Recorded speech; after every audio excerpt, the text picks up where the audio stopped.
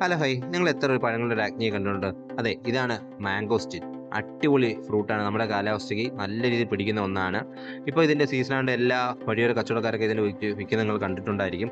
നല്ല വിലയാണ്. നിങ്ങൾ എത്ര പേര് ഈ ഫ്രൂട്ട് കഴിച്ചിട്ടുണ്ട്, അല്ലെങ്കിൽ ആർക്കെങ്കിലും വീട്ടിൽ മാംഗോസ്റ്റിൻ ഉണ്ടെന്നൊന്ന് കമൻറ്റ് ചെയ്യുക.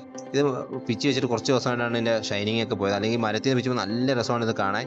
ആരും കൊതിക്കുന്ന ഒരു കളറൊക്കെയാണ് ഇതിനുള്ളത്. അപ്പോൾ ഇതിൻ്റെ ഒരു പ്രത്യേകത എന്ന് പറഞ്ഞാൽ ഇതിൻ്റെ വിത്ത് നട്ട് നമുക്ക് പുതിയ തൈകൾ ഉൽപ്പാദിപ്പിക്കാൻ പറ്റും. ഇതിൻ്റെ ഗ്രാഫ്റ്റിംഗ് പഠിക്കുന്നത് അത്ര കണ്ട് വിജയകരമല്ല. അതുകൊണ്ട് എല്ലാ നല്ല തൈകളും ഉണ്ടാകുന്നത് വിത്ത് നട്ട് തന്നെയാണ്. അതുകൊണ്ട് തന്നെ ഇതിന് അധികം വെയിലൊന്നും വേണ്ടാത്തൊരു ചെടി കൂടിയാണ്. അപ്പോൾ നിങ്ങളുടെ അയ്യത്ത് കുറച്ച് സ്ഥലമേ ഉള്ളൂ, ചോലയൊക്കെ ആണെങ്കിൽ പോലും നമുക്കിത് നടാൻ പറ്റും. അതൊക്കെ നല്ല ജലസേന വേണ്ടിയ ഒരു ചെടിയും കൂടിയാണ്. അത്യാവശ്യം ഇത് നട്ട് കഴിഞ്ഞാൽ ഒരു 7-8 കൊല്ലത്തോളം എടുക്കും ഇതൊന്ന് കായ്ച്ച് നല്ലതാക്കി കിട്ടാൻ. ഇതിന് കാപിടുത്തം അല്പം താമസിച്ചാണ് സ്റ്റാർട്ട് ചെയ്യുക. അതുകൊണ്ട് നിങ്ങൾ തൈ നടുമ്പോൾ ശ്രദ്ധിക്കേണ്ട ഒരു കാര്യം എന്ന് പറഞ്ഞു കഴിഞ്ഞാൽ, ഈ നഴ്സറിയിൽ നിങ്ങൾക്ക് വാങ്ങുവാണെങ്കിൽ അത്യാവശ്യം വലിപ്പമുള്ള തൈകൾ മേടിച്ച് വയ്ക്കുക. അപ്പോൾ നമുക്ക് വളരെ പെട്ടെന്ന് തന്നെ അത് കായ്ഫലം കിട്ടി തുടങ്ങും. കാര്യം വലിപ്പം വയ്ക്കുമ്പോഴത്തേന് ഏകദേശം ഒരു 2 കൊല്ലത്തോളം പ്രായമായ തൈകളായിരിക്കും അവിടെ നഴ്സറിയിൽ വിൽപ്പനയ്ക്ക് വയ്ക്കുന്നത്. അത് നമ്മൾ നടുമ്പോഴത്തേക്ക് നമുക്ക് അത്രയും കൂടെ പെട്ടെന്ന് കായ്ഫലം കിട്ടും.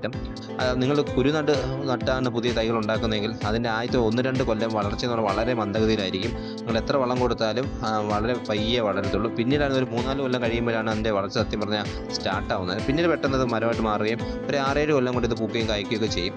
എല്ലാവർക്കും ഇഷ്ടപ്പെടുന്ന ഒരു സൂപ്പർ ഫ്രൂട്ടാണ് മാംഗോസ്റ്റിൻ എന്നുള്ളത്. അതൊക്കെ തന്നെ ഇതിൻ്റെ ഫ്രൂട്ടൊക്കെ ഇപ്പോൾ മേടിക്കാൻ കിട്ടുന്നുണ്ടായിരിക്കും. ചിലത് മേടിച്ചിട്ട് ഷവർപ്പാന്നൊക്കെ പറയുന്നുണ്ട്. അതിൻ്റെ കാര്യം എന്ന് പറഞ്ഞു കഴിഞ്ഞാൽ ഇതിൻ്റെ പുറംഭാഗം ചതഞ്ഞ് കഴിഞ്ഞാൽ അതിൻ്റെ നീര് ആ വയറ്റിലോട്ട് കയറുകയും ഒരു പിങ്ക് കളർ ഇരിക്കുകയും ചെയ്യും. അങ്ങനെയുള്ളത് കഴിക്കുമ്പോഴാണ് അതിൻ്റെ ഒരു ഷവർപ്പ് വരുന്നത്. അതുകൊണ്ട് ഇത് മാക്സിമം കടക്കാർ ഇത് കൈകൊണ്ട് പിച്ചെടുക്കാറാണ് പതിവ്. ഇത് ചതഞ്ഞ് കഴിഞ്ഞാൽ അതിൻ്റെ ചാറ് അകത്തോട്ട് കയറുകയും ആ വൈറ്റ് ഭാഗം അതൊരു ഇതേണക്ക് തന്നെ ആ പുറംതൊലിയുടെ ഒരു കളർ അതിലോട്ട് കയറും, പിങ്ക് കളർ അതിലോട്ട് കയറും. അങ്ങനെയാണെങ്കിൽ അതിൻ്റെ മധുരം പോയി കിട്ടും. പക്ഷേ ഇതേ കണക്ക് നിങ്ങൾ ഇപ്പോൾ കട്ട് ചെയ്തെടുക്കുമ്പോൾ പ്യുവർ വൈറ്റ് ആയിട്ട് ഇരിക്കുകയാണെങ്കിൽ അടിപൊളി മധുരമായിരിക്കും. ഇങ്ങനെ കട്ട് ചെയ്യുമ്പോൾ ചിലപ്പോൾ 1 അല്ലെങ്കിൽ 2 വിത്തൊക്കെ ഇതിൽ കാണത്തുള്ളൂ. ബാക്കി ഫുള്ള് നമുക്ക് കഴിക്കാൻ പറ്റും. അത്യാവശ്യം നല്ല ടേസ്റ്റാണ്, നല്ല മധുരമാണ്. എല്ലാവർക്കും ഇത് ഇഷ്ടപ്പെടും.